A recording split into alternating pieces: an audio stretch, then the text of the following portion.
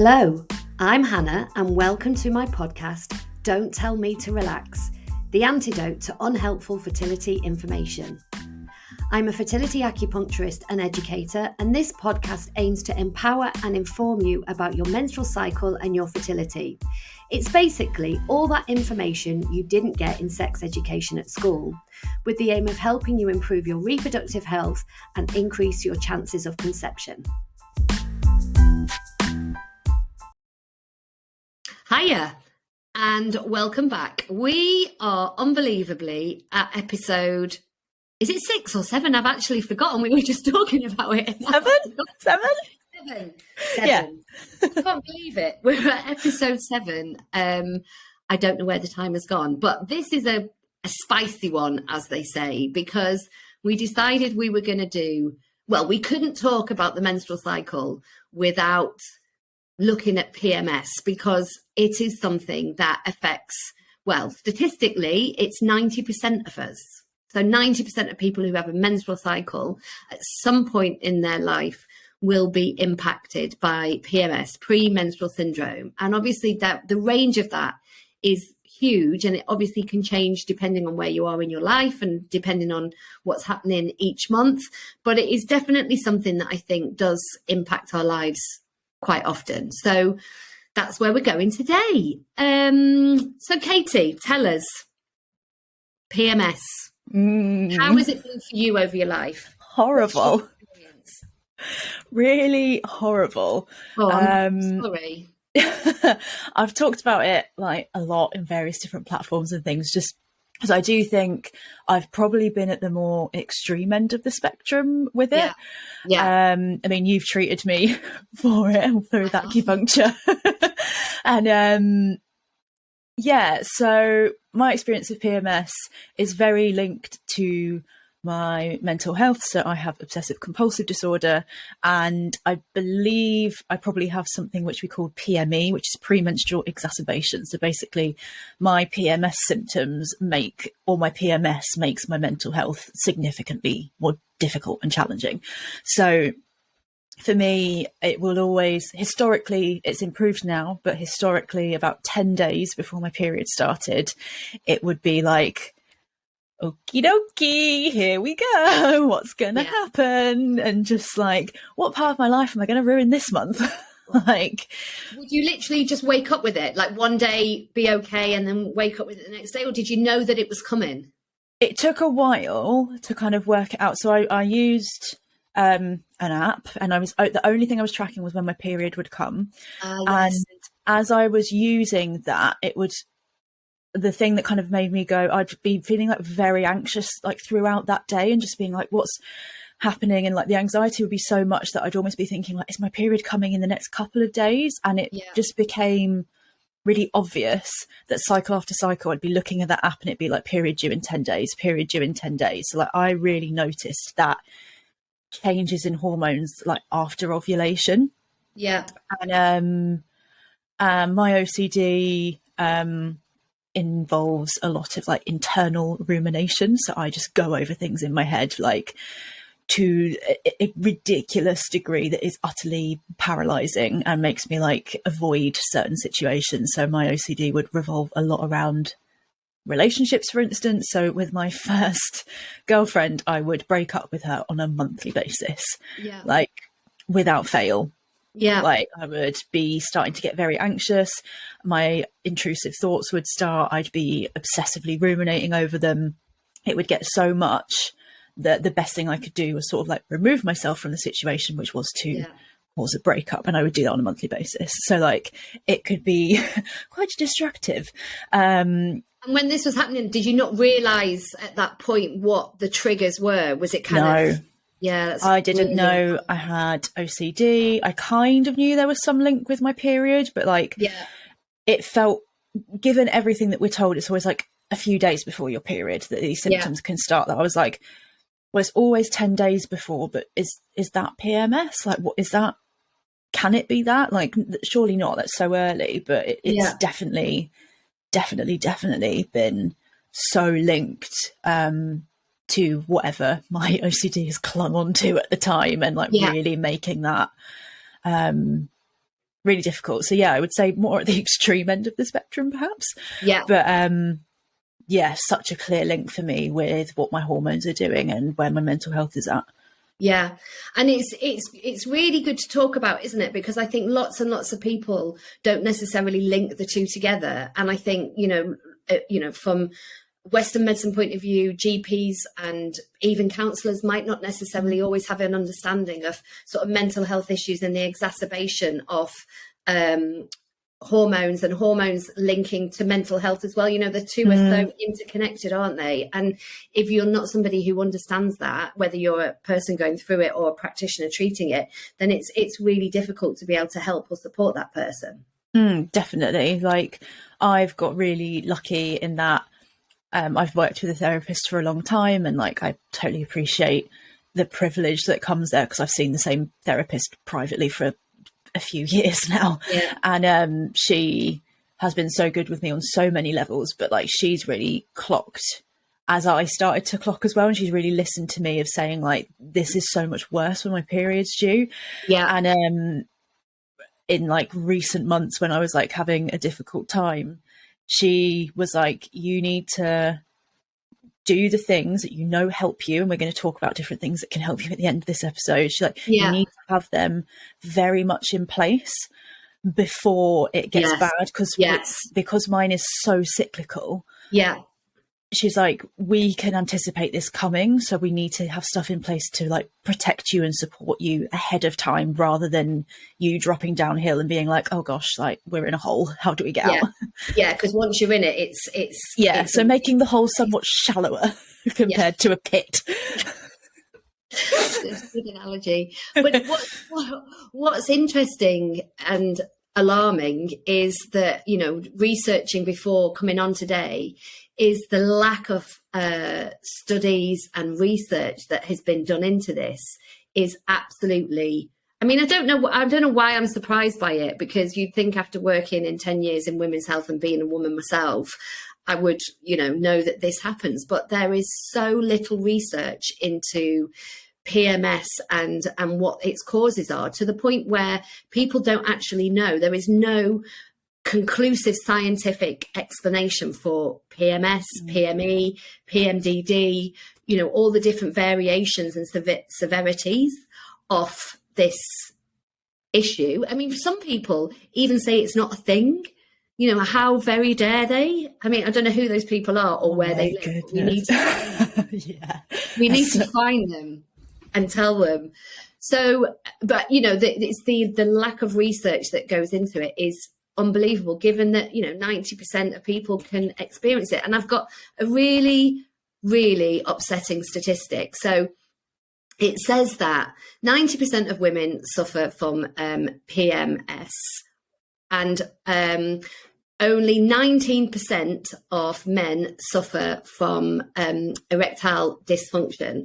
And yet there are 5 times as many research studies, 5 times, I'm going to say it again, as many research studies going into erectile dysfunction. In fact, to be honest, erectile dysfunction has been kind of cured, hasn't it? Yeah. They've studied it. They've found, Viagra, they found ways around it. And that only affects 19% of the population. So my head is literally in my hands. Yeah, it's actually really, really, really depressing. It's really depressing. It just doesn't, I'm going to say it. If something affected 90% of men, they'd do something about it. Absolutely. And, I'm somebody who, to be honest, through most of my life, I've been very lucky in that I haven't really suffered. But when I have suffered, and actually, interestingly, because I'm now perimenopausal, I have noticed it more. And it is really, really debilitating. I definitely feel different before my period comes. I definitely have hormonal changes. The degree to which it impacts my life, is not massive, but it has definitely started to get worse. And obviously, we see so many people in clinic, obviously working with you, treating you through happened recently. You can really see the extent to which it can impact a person's life, their ability to do their job, their ability to function in relationships, as you were just talking about. yet, you know, this lack of kind of research and a willingness to kind of acknowledge it. Yeah. It's really, really shit. Yeah. Yeah, it's just it really is. But it is. It's ridiculous. And like the fact that it's so like within our culture as well of sort of like, oh, like she's moody, she must be on a period kind of thing. Yeah. It's just like she's on the rag.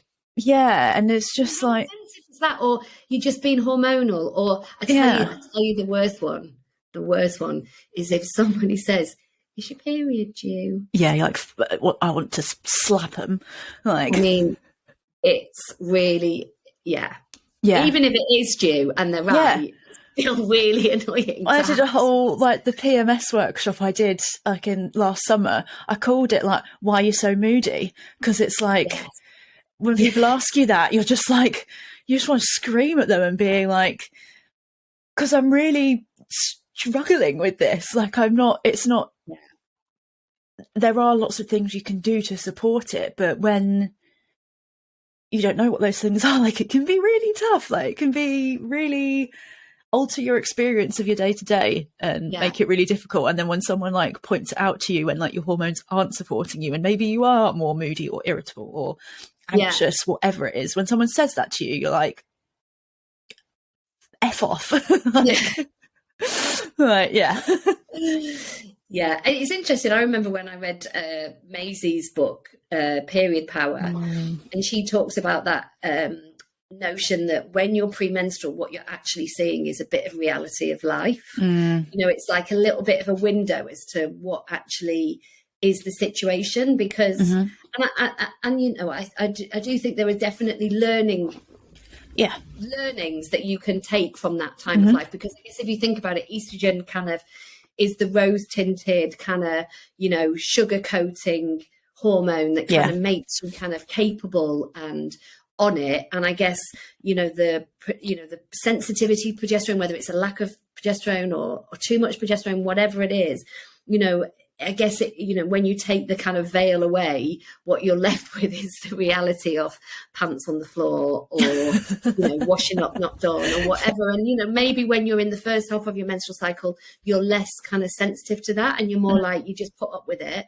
But maybe when you're premenstrual, what you're seeing is actually, this is just not good enough. You know, it's like all that patriarchy or whatever you want to call it.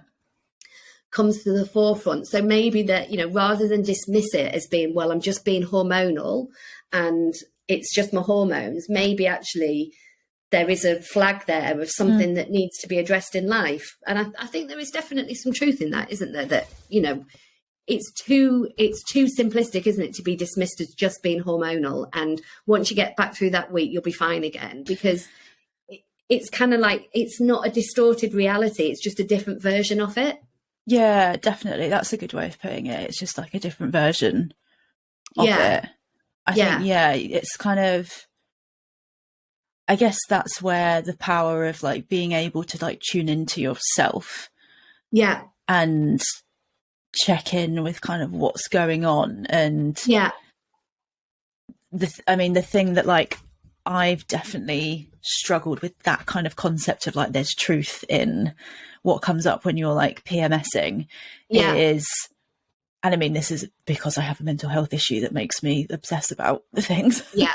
But like hearing that, like I used to hear stuff like that and be like, oh my God, it must mean that like what's coming up before my period is true. But I think it's finding the balance of like not dismissing that, but also like what's kind of underneath the thing that's coming through. So like for me, it might be like, oh, I feel really anxious about the relationship I'm in. I might as well just say that's like, but actually what's underneath it is like, I feel hugely vulnerable and scared.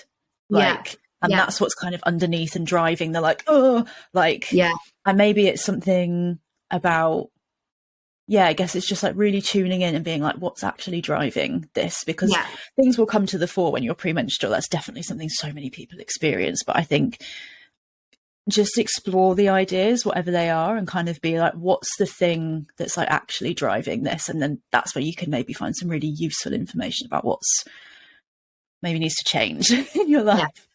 That's a really, really good point. And it's something that I think we have to navigate ourselves, given that we've got absolutely bugger all lack of research to kind of help us understand what is going on. And, you know, I think it's something that we really have to get to grips with ourselves and kind of take the time to think about, because no one else is out there doing it for us. You know, there's not a lot of science going on behind it. And it is this, I mean, I guess the most kind of, whenever you look at the research behind it about what's going on, they talk about this idea that in the second, you know, they talk about PMS, and I'm talking about PMS here, not kind of more extreme kind of PME or PMDD. I'm talking about PMS. They talk about it from usually about 7 days before your period starts, which is usually for lots of people as that kind of progesterone dips and that estrogen dips. So it's kind of like as your two hormones start to drop, that's when most people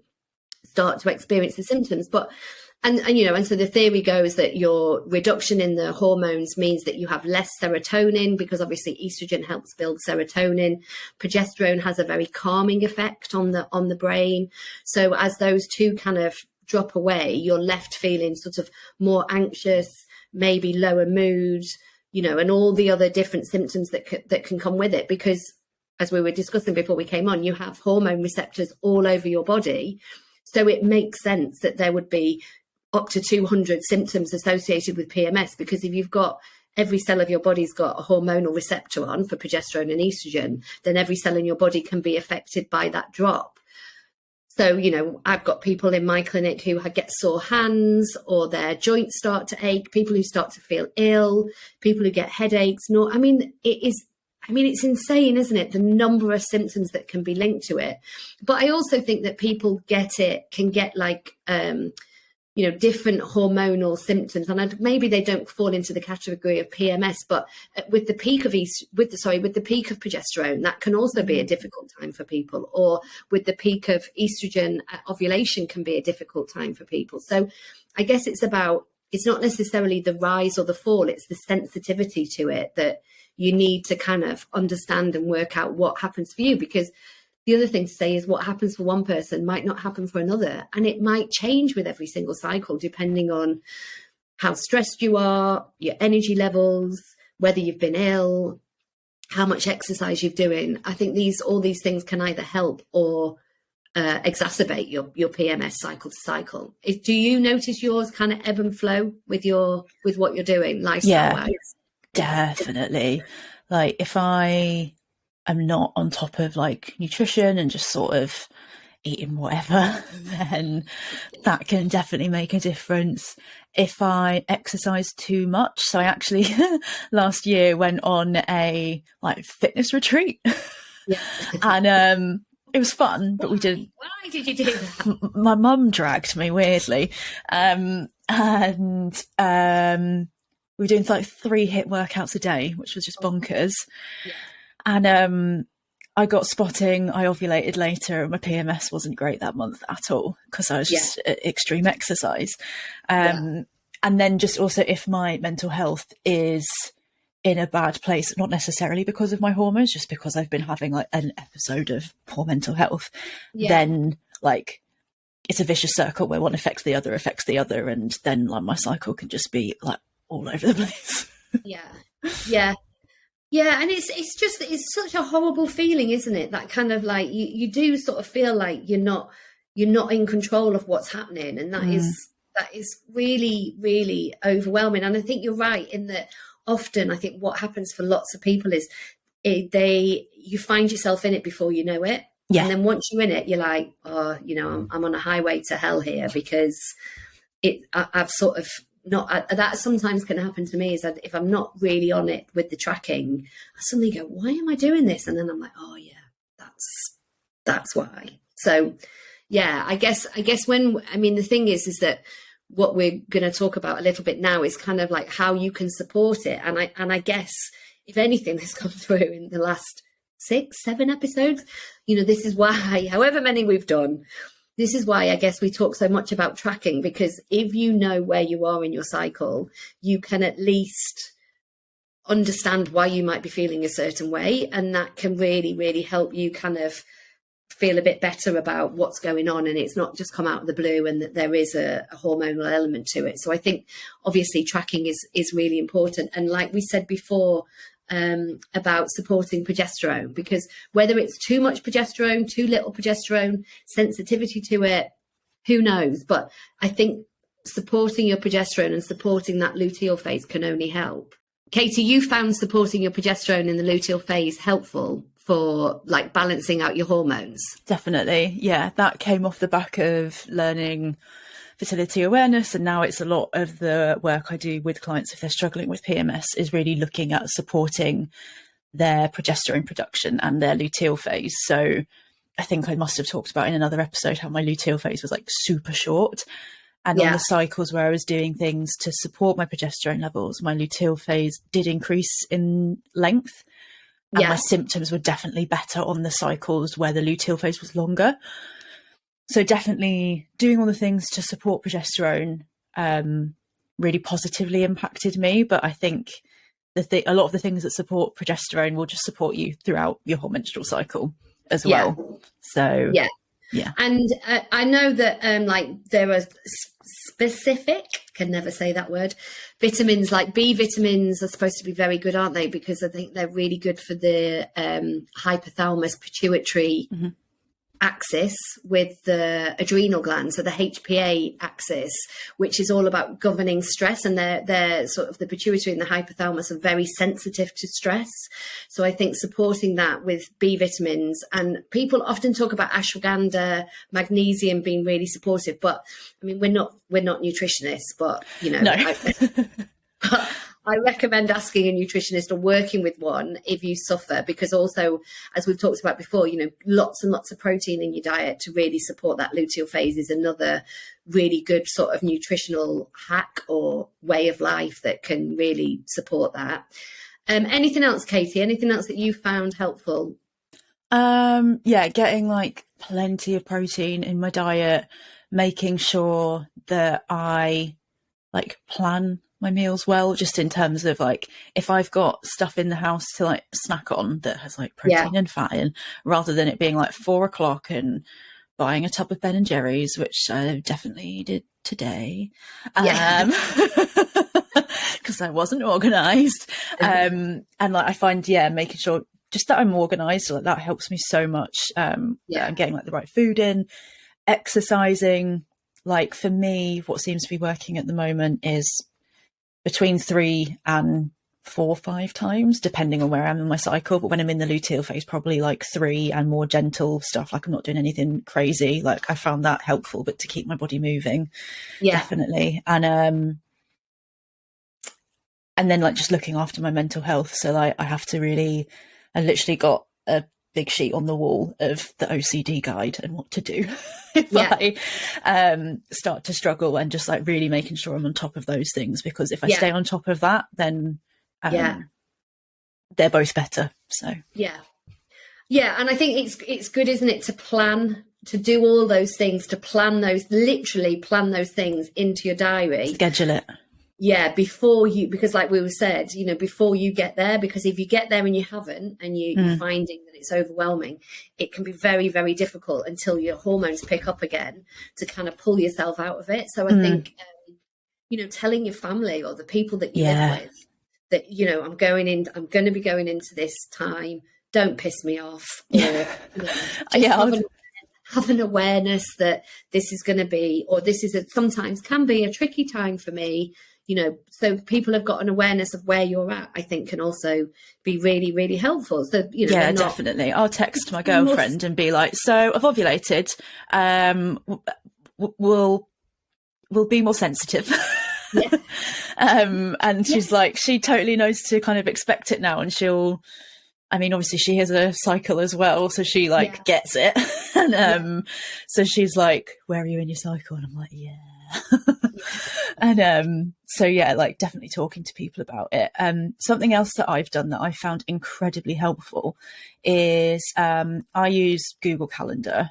Other calendars are available, and I will put in like, so you know when you're going on holiday, you'd sort of put in across many days of like what that you'll be away, and it kind of runs that colour across the top of the days. So I'll do that like red for the days that I'm bleeding. If anyone's familiar with like the inner seasons model of like spring being when you approach ovulation, summer being around ovulation, and then autumn being after. So the sort of external seasons reflecting how you feel inwards. I literally put that into my calendar. So then I can see the different colours. So I can just look. So I think, when a bleed is red, spring is green, summer is yellow, and then autumn is like a pinky colour, because that's all they had. Yeah. And so I find that really helpful of being like, okay, those days are when I'm going to be feeling premenstrual. What do I know to put in place or to not put in place during that time? And I found that really helpful because it's very visual and it's quite like easy. It's good, isn't it? Because I think if it's a really important time when you're in that premenstrual phase as well, to really think about all that stuff we talk about a lot around boundaries and saying no to stuff, and sort of giving yourself permission to say, you know what, I'm not going to do that today, and I don't need to do it. I'm not going to do it without any kind of like guilt or self inner critical talk or chat.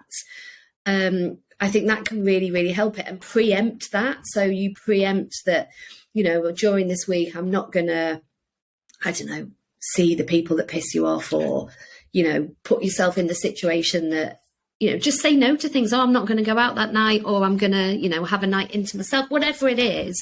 It's good to really think about those things and sort of having the wherewithal and the confidence to know that saying no to those things at that point of your cycle is going to really, really help you get through. So it's important to try it. And I know it's easy to say, but it's good to start practicing. Yeah. And like, just do it where you can. Like, I appreciate you can't necessarily plan your entire life around your menstrual cycle, but just like having that awareness of it so you can kind of pull back where you can, or like lean into when you're more energized. And like where you're going to feel more energized is different for anyone, but if you are a person that struggles with PMS, then just being aware of like, what are the days where I can start to feel my mood or like my symptoms increase or my mood decline, whatever, and just think about what's going to work for you then. Like I know in the few days before my period, I'll see a couple of my close mates or my girlfriend, and like they're the only people that I'm going to see in those few days, because anyone else, it just takes like that more effort where I'm like, I can't. And you don't need to do it, do you? No. You're not going to feel. I think the thing is you're not going to feel like that forever, even though sometimes when you're in it, you feel like it is going to be forever. So, saying no is not like a no full stop. It's a no for now type of thing. It's not this week, but how about next? Yeah, like exactly. And also the other thing that I was going to just flag or talk about was, if you're trying to conceive and you can feel the PMS coming on, and I know it's very, very difficult to symptom spot in the second half of your cycle because, pregnancy, PMS, in many ways, they're really linked together because it's about that progesterone levels. And if you're pregnant and your progesterone levels rise, that can give you feelings of PMS. People often say, well, I thought my period was going to come. That's how it felt. But I think that if you are trying to conceive and you think, oh, here we go, it's like a double whammy. It's like PMS. It's like, thinking that cycle has not been successful on top of PMS. And that is shit.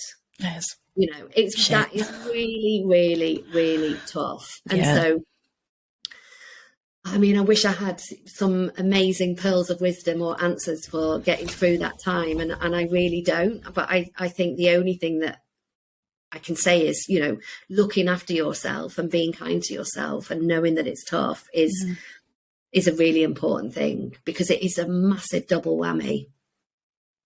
Yeah, I've not got a lot else to say on that. It's just really tough. It's really tough.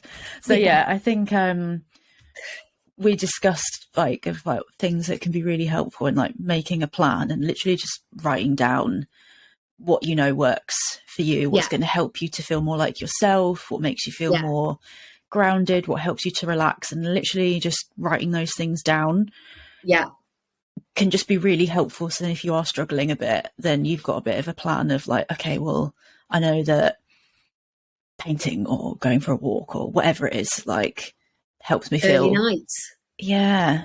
Early nights, as simple as that. Early nights are often, I mean, I know that sounds really basic, but they can be really Often the things are.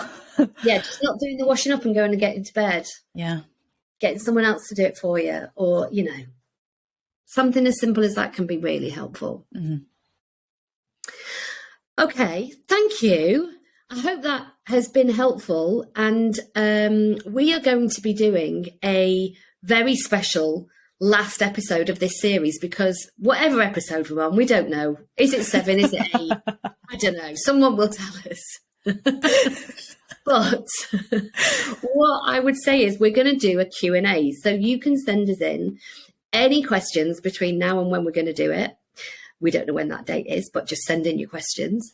And we will spend our last episode of this series answering your questions. So anything that we've discussed, anything that has come to mind, anything we might not have answered, anything that, you know, relates to you and your cycle, or trying to conceive or tracking your cycle, then send us in your question. You can email it to us. You can connect with us on Facebook or Instagram, and we will spend the last episode answering your questions. So thank you very much, Katie. Thank you very much, Hannah. Bye. See you later.